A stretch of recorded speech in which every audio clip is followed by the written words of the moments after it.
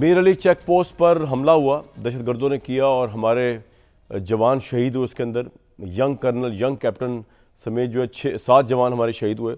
पाकिस्तान ने आज शहदा की ऑब्वियसली अनकंडीशनल मोहब्बत है और पूरी कौम उस पर मेरे ख्याल से कोई पॉलिटिकल डिवीजन्स नहीं है और हर सियासी पार्टी सियासी उससे बाला ताक होकर जो है, क्योंकि ये वो लोग हैं जो तनख्वाहों की खातिर अपनी जान नहीं देते। तनख्वाह की खातिर कौन जान दे सकता है? ये तो एक जज्बा ही है, जो जज्बा शहादत है, जिसकी खातिर ये जवान जो है फ्रंट लाइन पे जाकर पाकिस्तान का दिफा करते हैं, या गाजी बनते हैं या शहीद बनते हैं। तो इनके लिए तो पूरी कौम की दुआएं हैं, पूरे कौम के सलाम हैं इनके लिए। तो इसमें तो सियासत हो भी नहीं सकती। सियासत वन वे और दी अदर वे नहीं होनी चाहिए, लेकिन बड़ी गंदी सियासत इस पर भी हो रही है। इस पर तो मैं आऊँगा बाद में, लेकिन पहले मैं आपको बता दूँ कि पाकिस्तान ने इस पर कार्रवाई की। एक तो शुमाली वज़ीरिस्तान में इंटेलिजेंस बेस ऑपरेशन किया गया, जिसमें इंतहाई मतलूब कमांडर समेत 8 दहशतगर्द हलाक हुए। और सबसे बढ़कर पाकिस्तान ने अफगानिस्तान में दहशतगर्दों के ख़िलाफ़ फ़ज़ाई कार्रवाई की और 8 के करीब जो है वो मुबीना दहशतगर्द जो थे उनको मारा गया। ये कहा गया है कि कालेदम तंजीम के ये लोग थे। तो पाकिस्तान की फ़ौज जो है ऑब्वियसली बॉर्डर के ऊपर एक फ़िज़ा में भी, बॉर्डर पर भी एक बड़ा अहम महाज लड़ रही है। अब पाकिस्तान के लिए इस निगरान कहने लगा था, इस नई हुकूमत इलेक्टेड गवर्नमेंट के लिए बहुत से चैलेंजेस हैं और उसमें इकनॉमी का एक बहुत बड़ा चैलेंज है कि आपने इकॉनमी को सर्वाइव करना है। शरह सूद 22%, महंगाई 32%, बिजनेस फ्रेंडली माहौल ही नहीं है, कोई इन्वेस्टमेंट करने को तैयार नहीं है। बिजनेसमैन जो है उनको ये नहीं समझ आ रही कि ये शहबाज हुकूमत जो है ये आज गई या कल गई, कितनी वीक है कितनी वीक है। इलेक्शन होने के बावजूद जो है बिजनेस कम्युनिटी का इंटरेस्ट उस तरह कॉन्फिडेंस सामने नहीं आ रहा। फिर IMF से आपने अपनी आखिरी किस्त लेनी है, फिर IMF की शराइत हैं, CPEC को लेकर भी अब वो सवाल पूछ रहे हैं। फिर IMF से आप कह रहे हैं अप्रैल में हमने और एक प्लान करना है, बड़ी मियाद का मुआहदा करना है, तो मज़ीद सख्त शराइत होगी। अब गैस के नर्ख बढ़ रहे हैं, बिजली का यूनिट बढ़ रहा है। ये तमाम चीज़ें इस हुकूमत को फेस करनी है। साथ साथ एक पॉलिटिकल चैलेंज है इस हुकूमत के पास बहुत बड़ा, और वो है तहरीक इंसाफ का धांधली का बयानिया, तहरीक इंसाफ का नाइंसाफ़ी का बयानिया कि उनके लीडर के साथ ज़्यादती हो रही है इमरान खान साहब के साथ, और उनको बाहर निकाला जाए जब तक वो चैन से नहीं बैठेंगे। ये चैलेंज भी बहुत बड़ा चैलेंज है, क्योंकि एक बहुत बड़ी पॉपुलर फोर्स है तहरीक इंसाफ, हम उसको कोई उसको माने या ना माने। लेकिन अफसोस ये हो रहा है पाकिस्तान की सिचुएशन में कि आप सोचें कि बाकी सब चीज़ों में सियासत होती है, चले हो जाए, इसके ऊपर जो सियासत हुई है शहदा जो है ये पाकिस्तान में सोशल मीडिया के ऊपर शहदा की साथ तस्दीक की गई। भाई आप इस्टेब्लिशमेंट के ख़िलाफ़ जो कोई भी है, जिसके भी डिफरेंसेस हैं, मुझे नहीं पता कौन है कौन नहीं है, ये मैं I am no one to जज इट, उसमें आप शहदा को तो नहीं ला सकते ना बीच में। अगर आपके इस्टेब्लिशमेंट से डिफरेंसेस हैं, कम से कम 3 दिन तो शहीद का सोग मना लें कि सोशल मीडिया पर ट्रेंड्स ना चलाए जाए, और शहदा के कंधों पर रख के आर्मी चीफ या दूसरों को गाली देना या बुरा भला कहना, तनकीद करना, ये भी शहदा की तस्दीक है। आप 3 दिन बाद आपने जो करना वो कर लीजिएगा भाई, आर्मी चीफ को क्या फ़र्क पड़ता है, वो तो अपना काम कर रहे हैं जो कर रहे हैं। लेकिन शहदा का जनाजे अभी उठे नहीं और आप सोशल ट्रेंड जिन लोगों ने शुरू किया, मैं इसमें किसी को नहीं कह रहा कि मेरे पास हकायक नहीं किसने किया है, लेकिन हुकूमत पाकिस्तान के पास हकायक आ गए। अता तारड़ साहब ने प्रेस कॉन्फ्रेंस की, और ये एक बड़ी ख़तरनाक सिचुएशन है कि जब वो मुल्क की एक पॉपुलर पार्टी के ऊपर ये इल्ज़ाम लगा रहे हैं कि ये शहदा के ऊपर जो ट्रेंड्स चल रहे हैं, जो मुल्क दुश्मनी मबनी ट्रेंड्स हैं, ये तहरीक इंसाफ कर रही है। अब अगर तहरीक इंसाफ कर रही है तो ये बड़ी ख़तरनाक बात है, और अगर तहरीक इंसाफ नहीं कर रही और हुकूमत ने शहदा को सियासी तौर पे टूल के तौर पे इस्तेमाल किया तो ये और ख़तरनाक बात है। दोनों सूरतों में ख़तरनाक डेंजरस डेवलपमेंट है। ज़रा सुनने पर रहता तारड़ साहब ने क्या कहा, फिर वापस आते हैं इस शो में। इससे भी सख्त स्टेटमेंट ख्वाजा आसिफ साहब की है, वज़ीर दिफा, वो भी सुन लें ज़रा। बड़ी ख़तरनाक गुफ्तगू है। मेरे साथ जो लोग मौजूद हैं, सेनेटर मुसद्दिक मलिक साहब, वफाकी वज़ीर हैं पेट्रोलियम के, बहुत वार्म वेलकम। अहमद अवैस साहब पाकिस्तान तहरीक इंसाफ को रिप्रेजेंट भी करते हैं और एडवोकेट जनरल भी रहे पंजाब के, बहुत वार्म वेलकम सर। मुर्जा सोलंकी साहब साबिक वफाकी वज़ीर हैं इत्तलात व नशरियात के, और इस वक्त एज एनालिस्ट है, मेरे हरदिल अजीज़ जर्नलिस्ट भी हैं, भाई भी हैं। बहुत वार्म वेलकम सोलंकी साहब, आप तशरीफ़ लाए।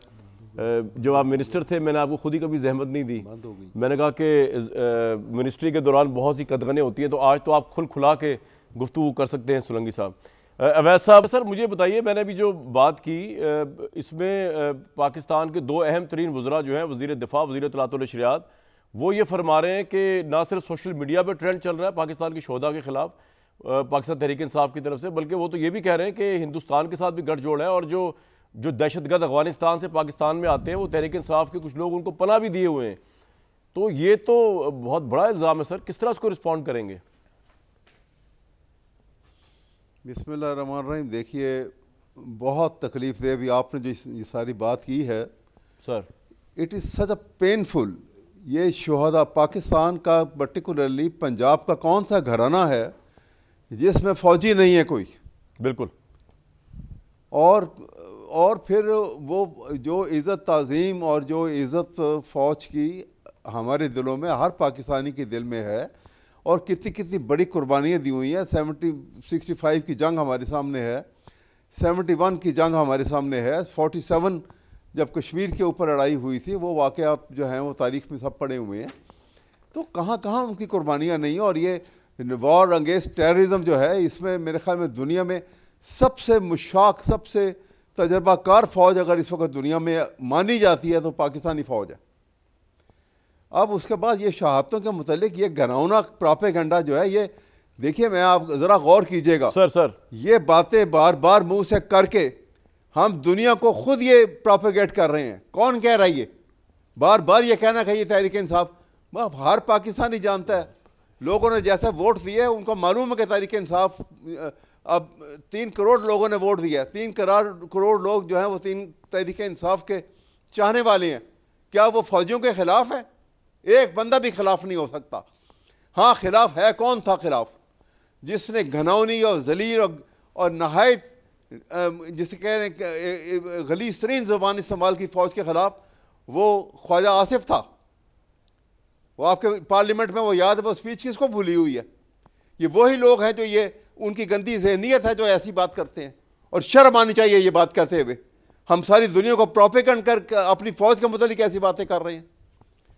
ये कभी सोचा भी नहीं जा सकता है कि ऐसी बात करेंगे। तो आप इन इल्ज़ामात की तरदीद कर रहे हैं। अगर कोई, ये अच्छी बात है। मैं भरपूर तरदीद करता हूं, और मैं तरदीद के साथ ये कहूंगा कि ये बात बार बार मुंह पे ला के हम दुनिया को बार बार ये अपने ही मुल्क में, अपने ही लोग बार बार ये बात करके हम खुद अपनी जिल्लत जो है मोल ले रहे हैं। ये बड़ी तकलीफ दे बात है। राइट, इसे इज्तनाब करना चाहिए। बिल्कुल बिल्कुल। मुसद्दिक मलिक साहब, आप ऑलरेडी इतने हॉट वाटर्स में, आपकी गवर्नमेंट जो है इकोनॉमिकली, पॉलिटिकली एक चैलेंज है आपको।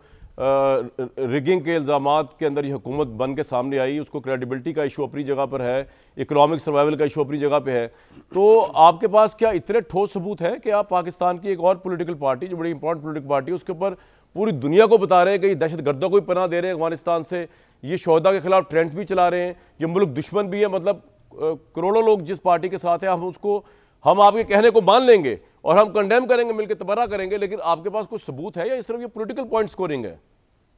और बड़ी खतरनाक है अगर सिर्फ पॉलिटिकल पॉइंट स्कोरिंग। मुसद्दिक साहब जी, पहले तो मैं बड़ा शुक्रगुजार हूँ अहमद अवैस साहब का, जिन्होंने ये गुफ्तगू फरमाई। मेरे ख्याल में इन्होंने तर्जुमानी की है पूरे पाकिस्तान की, लेकिन उसमें कुछ मसले हैं। मसला ये है कि हम अहमद अवैस साहब की बात माने, जो हमारे बड़े अच्छे दोस्त हैं, और हमारी, आपको पता है, हर पीर मंगल को या आपके पास मुलाकात हो जाती सर, या वो तमाम जो ट्वीट्स चल रही हैं उनको माने। किस चीज़ को माने? वो ट्विटर हैंडल्स जो पुराने चल रहे हैं, उनका ताल्लुक़ किस सियासी जमात से है, ये तो कोई ढकी छुपी बात नहीं है। तो फिर किस बात को माने? मैं तो अहमद अवैस साहब की बात मानना चाहता हूँ, और मैं तो ये चाहता हूँ कि सारा मुल्क जो है वो अहमद अवैस साहब की बात सुने।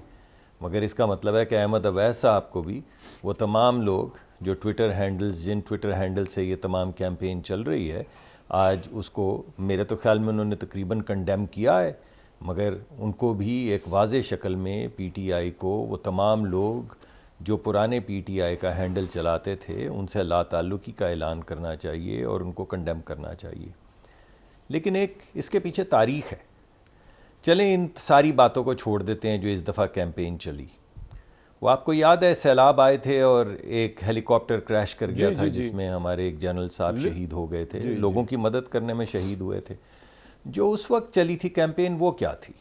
मान लेते हैं कि आज की कैंपेन जो है वो, क्योंकि उन्होंने कंडेम कर दिया, हमारे दोस्त हैं, बहुत अच्छा किया, मगर उस वक्त की कैंपेन क्या थी?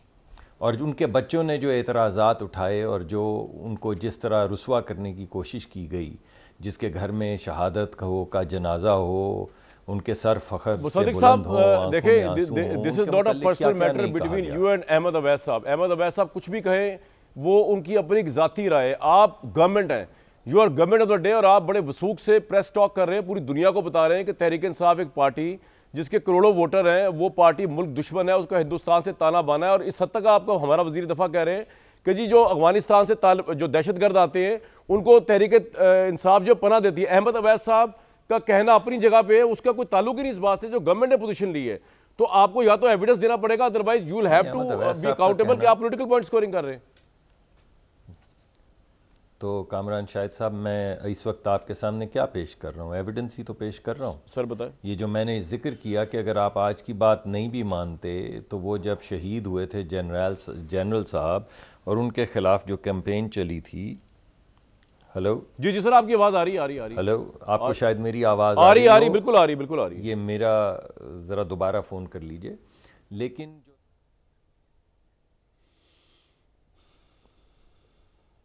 मुसद्दिक साहब की लाइन भाई ठीक करें, तो बारिशें भी नहीं हो रही तो क्यों हो रहा है ऐसा? मुसद्दिक साहब, मैं आपकी लाइन ठीक कर रहा हूं, लेकिन ऑब्वियसली आपने एक तो कौम को देखें। उस दिन तारड़ साहब जो है बड़े रिस्पेक्टेबल हमारे लिए, उन्होंने कह दिया कि जी वो IMF को लेटर लिख दिया है, वो पूरी प्रेस टॉक कर दी, उसमें कोई एविडेंस नहीं दिखाया, ताकि हम भी मिलकर तबर्रा करें। और मेरे ख्याल से अहमद अवैस साहब भी तबर्रा करेंगे। अहमद अवैस साहब की पहली लॉयल्टी तो पाकिस्तान के साथ ही है ना, कोई सर फिरे लोग किसी पार्टी में हों तो उनसे तो नहीं उनकी लॉयल्टी होगी। तो इसका भी जरा एविडेंस तलाश करेंगे। टेररिज्म वाली बात आपने कह दी कि अफगानिस्तान से टेररिस्ट आ रहे हैं, तहरीक इंसाफ को होस्ट कर रही है, हमें इसका एविडेंस चाहिए ताकि इनको तो वो बनाया जाए हॉरिफाइड एग्जाम्पल। सोलंकी साहब, सर आपसे सवालात तो बहुत हैं। अब ये जो इलेक्शन हुआ उसके अंदर हुकूमत, निगरान हुकूमत टोटली खामोश रही। मुझे एक लम्हे के लिए भी ये नहीं है कि आप जैसा शख्स जो है उसमें इन्वॉल्व होगा अगर कोई रिगिंग हुई भी है, लेकिन सर आपकी तरफ से या इलेक्शन कमीशन ऑफ पाकिस्तान की तरफ से सोलंकी साहब अभी तक एड्रेस नहीं किया गया कि रात को इलेक्शन के रिजल्ट रुक गए और तहरीक साहब सड़कों पे खड़ी होकर हुकूमत का नात का पानी बंद किया हुआ है। इस पर कोई वर्जन या कोई इन्फॉर्मेशन आपके जहन में हो? सदीक साहब, मैं दोबारा आपके पास वापस आ रहा हूँ सोलंकी साहब के पास से होकर, कोई वर्जन आपके पास हो सोलंकी साहब जरूर दीजिएगा। और दूसरा मुझे जरा ये बताइए, आप भी वजीर इत्तलात रहे हैं, इस तरह की स्टेटमेंट अगर वजीर इत्तलात दें जो अता तारड़ साहब ने दी, और मैं ये नहीं कह रहा रिस्पॉन्सिबल आदमी है वो, तो ये तो बहुत बड़ा इल्ज़ाम है। और आपकी अपनी जो नॉलेज है तहरीक इंसाफ और दूसरी पार्टीज के मुतल्लिक, क्या हम ये कह सकते हैं कि तहरीक इंसाफ इस तरह की मुल्क दुश्मन सरगर्मियों में मुलविस हो सकती है जिस तरह के मौजूदा PMLN की गवर्नमेंट और उनके वजीर इत्तलात और उनके वजीर दिफा फरमा रहे हैं? सोलंकी साहब देखें, मुसद्दिक मलिक कुछ गुफ्तगू कर रहे थे और अगर उनका राब्ता बहाल हो गया है तो मैं चाहूँगा कि वो अपनी बात मुकम्मल कर लें। ठीक है मुसद्दिक साहब, आप कंप्लीट कर लें बात। आपके सवाल का आपके दोनों जवाब दे देता हूं। अब ठीक है जी, मुसद्दिक साहब कंप्लीट कर लें प्लीज। एविडेंस क्या आपके पास तहरीक इंसाफ? जी, तो मैंने पहली एविडेंस तो आपको ये पेश किया कि जब पहले शहीद हुए जनरल साहब तो उनके ख़ानदान के मुतल्लिक और उनके मुतल्लिक जो कैंपेन चली वो किसने चलाई थी। चलिए उसको भी छोड़ दीजिए, वो भी एक पुरानी बात हो गई। आपको याद होगा इन्होंने साइफ़र लहराया था और डोनाल्ड लू का नाम ले लेकर कहा था कि हमारे मुल्क के आइन को पामाल करने की अमेरिका कोशिश कर रहा है। तो फिर डेविड फेंटन साहब जो हैं उनको किसने वहाँ पे पाकिस्तान का लॉबिस्ट मुकर्रर किया? यानी कितनी अजीब बात है। मैं ज़रा आवाम के लिए और बच्चों के लिए बता दूं कि डेविड फैंटम कौन है। डेविड फैंटम एक ऐसा शख्स है जो तकरीबन 30 साल से पाकिस्तान के एटॉमिक असासे जो हैं उनके ख़िलाफ़ कैंपेन चला रहा है। तो पाकिस्तानी पैसे से, टैक्स पेयर के पैसे से जाके वहाँ पे डेविड फैंटन को हायर करना, वो डोनाल्ड लू के साइफ़र के वाक़े के बाद ये किस बात की गमाजी करता है? ये कौन से मुल्क के साथ वफ़ादारी है कि जो जिसकी ज़िंदगी का मकसद पाकिस्तान के एटमी असासों को पामाल करना है, बर्बाद करना है, आप उसको लॉबिस्ट हायर कर लें, लाखों डॉलर देकर, रुपए नहीं डॉलर देकर उसको हायर कर लें। चले उसको भी छोड़ दीजिए। आपको बड़ी अच्छी तरह याद होगा कि जब chief of the army staff की अपॉइंटमेंट हो रही थी तो किन ने क्या कैंपेन चलाई थी? वो किसी से ढकी छुपी है। वो ट्विटर हैंडल्स जो हैं या जो कैंपेन चल रही थई चीफ़ का नाम ले लेके और उनके मुतल्लिक क्या क्या गुफ्तगू हर्जा सराई की जा रही थी, वो किसी से ढकी छुपी है। चलें उसको भी छोड़ दें। ये 9 मई का जो वाक़या हुआ है उसके अंदर जो वीडियोज़ थीं वो तमाम वीडियोज़ जिसमें वुल्फ विस्लिंग की जा रही थी और कहा जा रहा था कि चलो चलो ज़रा GHQ करो, चलो और आज इनकी ये कर दो वो कर दो। और वो जो कोर कमांडर के घर वुल्फ विस्लिंग कर कर लेके गए थे और जो कैंपेन्स चलाई थी वो किसने चलाई थी भाई? चलें उसको भी छोड़ दें। वो आपको याद है कि वो हमारे वो एक होते थे वज़ीर ख़ज़ाना जिन्होंने टेलीफोन किया था कि भाई वो 2 वज़राए ख़ज़ाना को पंजाब के और खैबर पख्तूनख्वा के और वफाकी वज़ीर ख़ज़ाना ने कहा था कि भाई जी के ख़त लिखो और ख़त लिखो कि पाकिस्तान को बेशक बर्बाद हो जाए पाकिस्तान, लेकिन इसको पैसे ना दिए जाएं, यानी पाकिस्तान का श्रीलंका वाला हाल हो जाए। अगर पाकिस्तान का मेरे दोस्त श्रीलंका वाला हाल हो जाए तो अमीर लोग तो बच ही जाएंगे, उनको तो 1000 रुपए की भी रोटी मिलेगी तो खा ही लेंगे, मगर गरीब आदमी का क्या होगा? चले उसको भी भूल जाएं, ये अभी हालिया जो IMF का ख़त लिखा गया है वो क्या है, चलें उसको भी भूल जाएं। ये जो अमेरिका के अंदर IMF और वर्ल्ड बैंक के उसके IMF के दफ्तर और यूनाइटेड नेशंस के दफ्तर के बाहर खड़े होकर पाकिस्तान के ख़िलाफ़ नारे लगाए हैं और कहा है कि पाकिस्तान को पैसे ना दिए जाएं, वो क्या है? यानी कमाल बात है। अब आप किस बात को झुटलाएंगे? कहीं तो आप पैर लगाएंगे, कभी तो आप तो सर ये वो वाक़यात है जिनकी बेस पे आप कह रहे हैं दावत दी गई तहरीक इंसाफ मुल्क दुश्मनों के साथ मिली हुई है बकौल आपके। देखिए, आप ऐसा कीजिए कि वो ट्विटर हैंडल्स जो हैं जिनसे ये मुहिम चलाई जा रही है और वो ट्विटर हैंडल्स जिनसे वो जनरल साहब के खिलाफ तहरीक चलाई गई थी, बिल्कुल ठीक है, आपका पॉइंट आ गया जी। जो चीफ के खिलाफ चलाए गए थे, या वो ट्विटर हैंडल्स जो 9 मई को चले थे, या वो ट्विटर हैंडल्स जिनके ऊपर ही IMF के खिलाफ ख़त जो है उसको आगे बढ़ाया जा रहा है, ज़रा इनको जोड़ लेना। आप हमसे क्या पूछते हैं? सर आपका पॉइंट आ गया, इसका जवाब तो अवैध साहब देंगे अपनी बारी पे।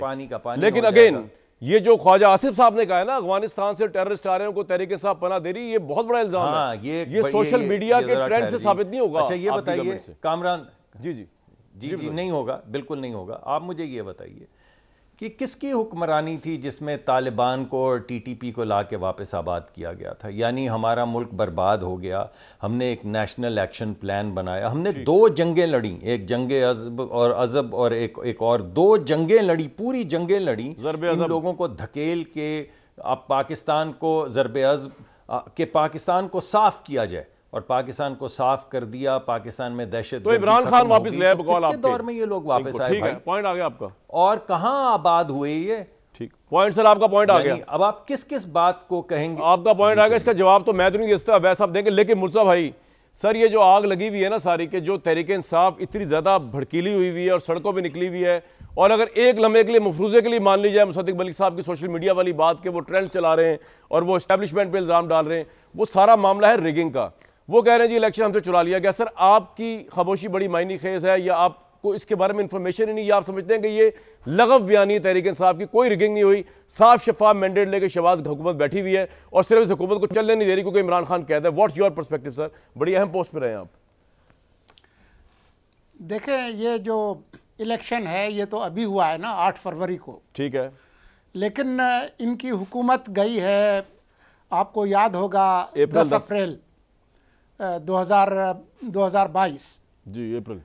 तो उस वक्त से लेकर इलेक्शन तक जो उनकी जो कैंपेन्स थी इस्टेब्लिशमेंट के ख़िलाफ़, फ़ौज के ख़िलाफ़, DGISI के ख़िलाफ़, मुल्क के अंदर मुल्क से बाहर, 9 मई का वाक़या, वो तो इलेक्शन की धांधली की वजह से नहीं हुआ था ना, ठीक है। इलेक्शन तो अभी हुआ है, उससे पहले जो था उसकी वजाहत ये कैसे करेंगे?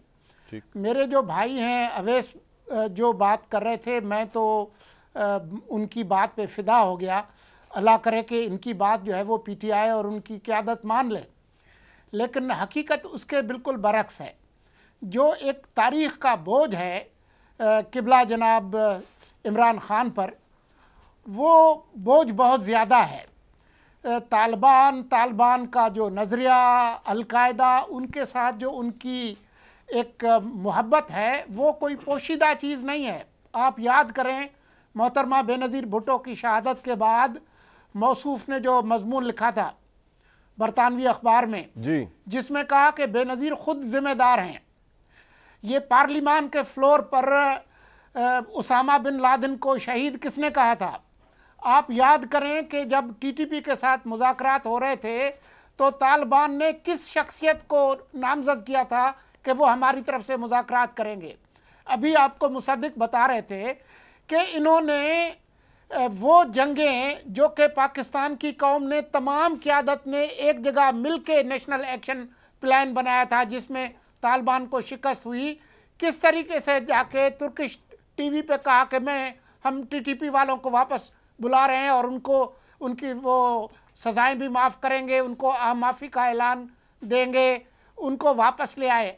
ज़रा इनसे पूछे ना कि महमूद खान और मुस्लिम खान कौन है, जो सवात के कसाई जिनको कहा जाता था, उनको आम माफ़ी किसने दी? कौन सदर था, किस जमात का था, वज़ीर आज़म कौन था? ज़रा इसका जवाब ले लें।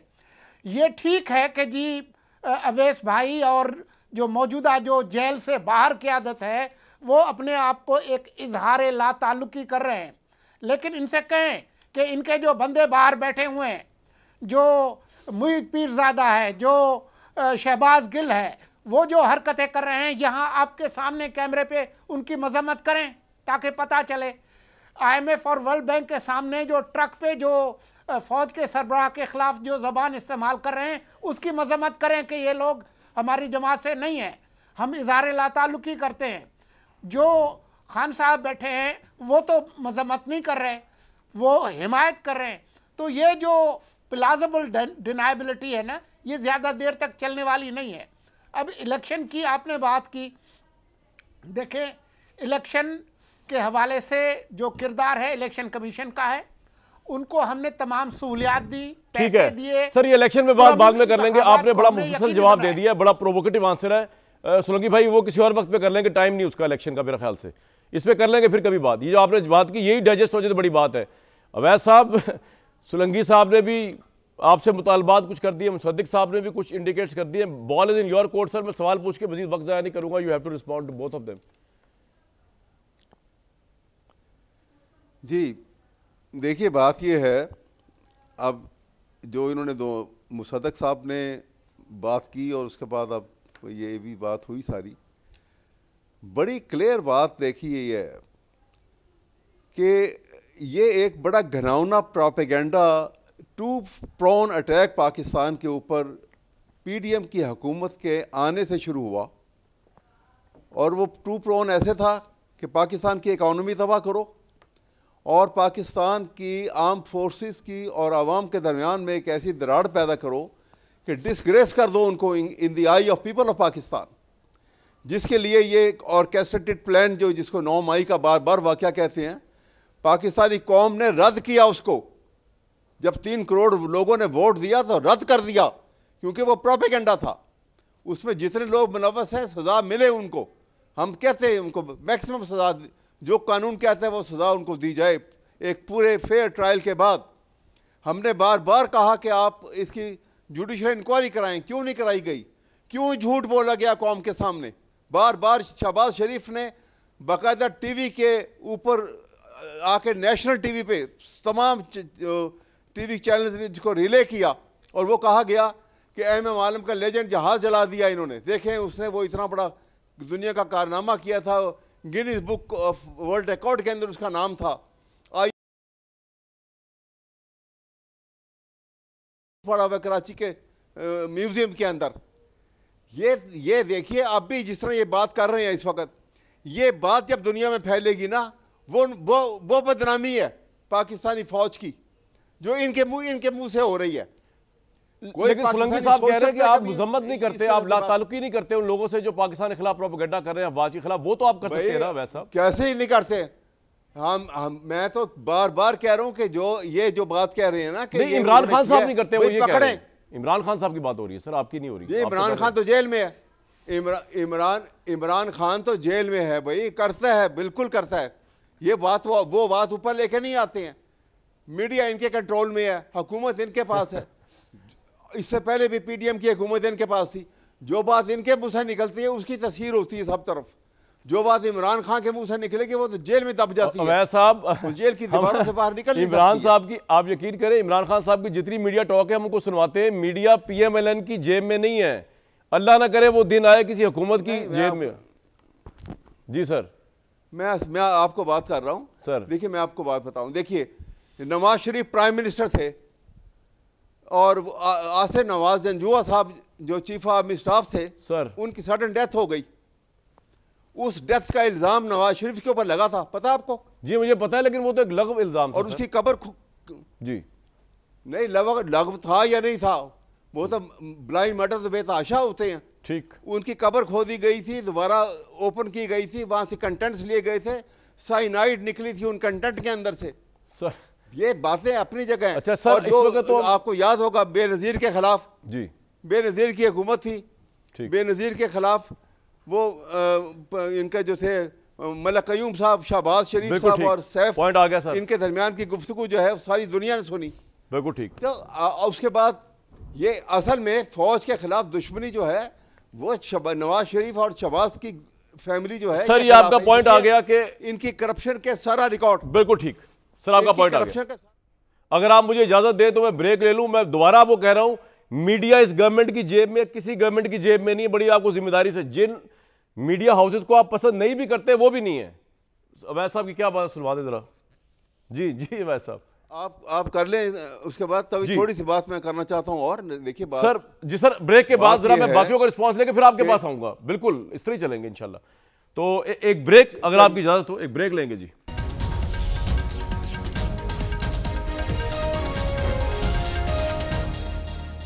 अवैस साहब ने जो गुफ्तगू की वो ये कह रहे हैं कि मेरे सामने बानी पीटीआई की साफियों से गैर रस्मी गुफ्तगू है मुसद्दिक साहब, जिसमें उन्होंने इमरान खान ने कहा कि बैरून मुल्क IMF के दफ्तर के सामने जो एहतजाज हुआ वो दुरुस्त था, ताहम इसमें फौज मुखालिफ नाराबाजी का इल्म नहीं।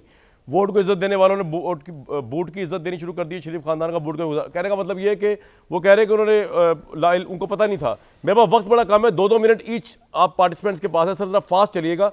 लग ऐसे रहा है कि या तो आपके पास अगर हकायक है तो आप साबित करें, अदरवाइज लग रहा है कि पॉलिटिकली आप इस पार्टी के साथ पॉइंट स्कोर करने के लिए एक बहुत भयानक प्रोपेगेंडा कर रही है हुकूमत फिर दूसरी पार्टी के ऊपर। कामरान साहब देखिए, असल बात है कि आपके सामने तमाम चीज़ें तो रखी दी हैं। अगर आप चाहेंगे तो 1-2 और चीज़ें भी मैं पेश कर दूंगा, मगर असल मामला ये नहीं है जी। असल मामला ये है कि इस मुल्क को अब मरहम की ज़रूरत है।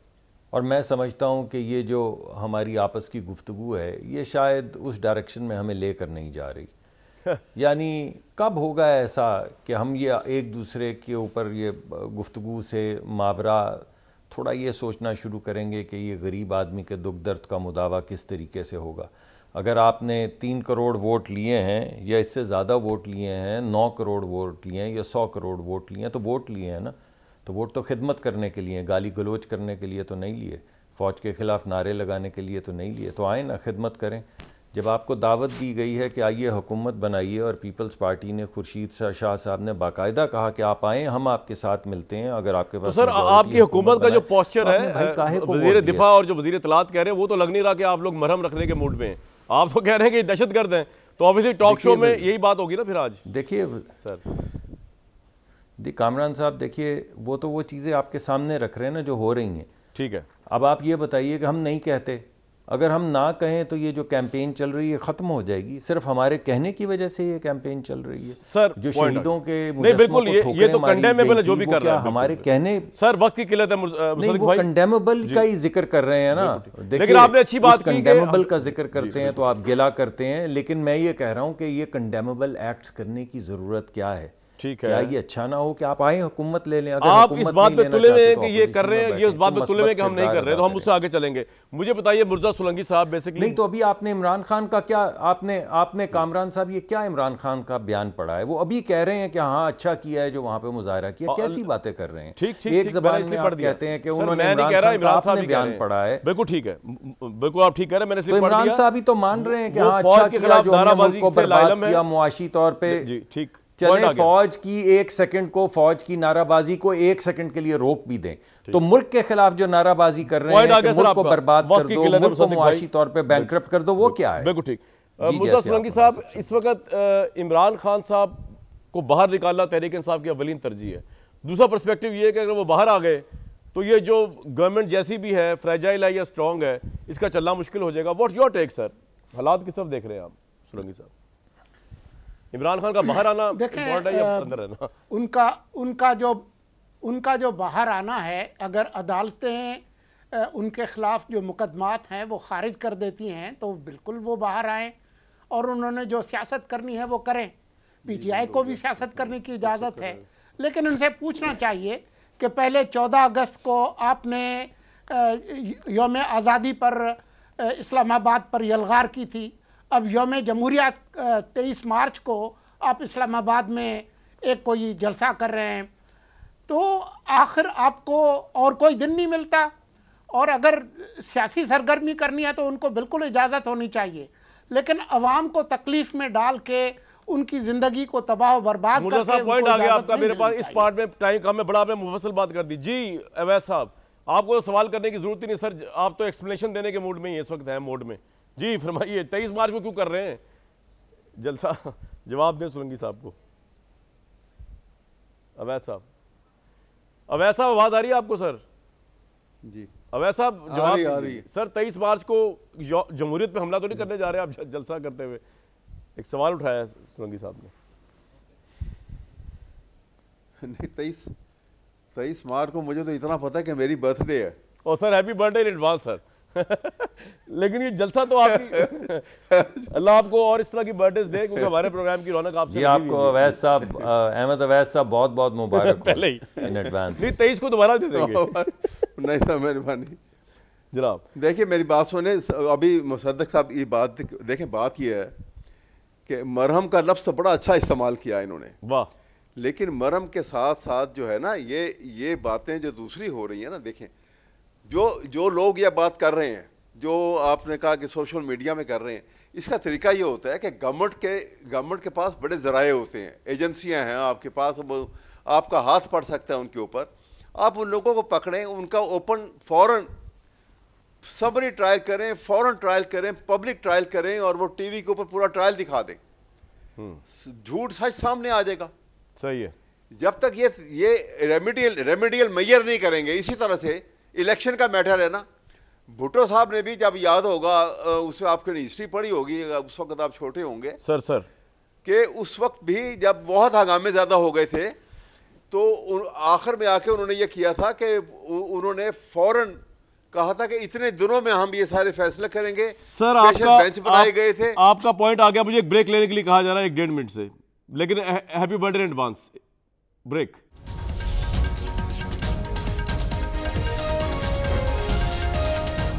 मुसद्दिक साहब ने मरहम की बात बड़ी अच्छी की। अवैस साहब ने जिस तरह कंडेम किया पाकिस्तान के ऊपर, जिस तरह के अटैक हो रहे हैं फौज के ऊपर, जिस तरह के सोशल मीडिया, ये बड़ी अच्छी बात है।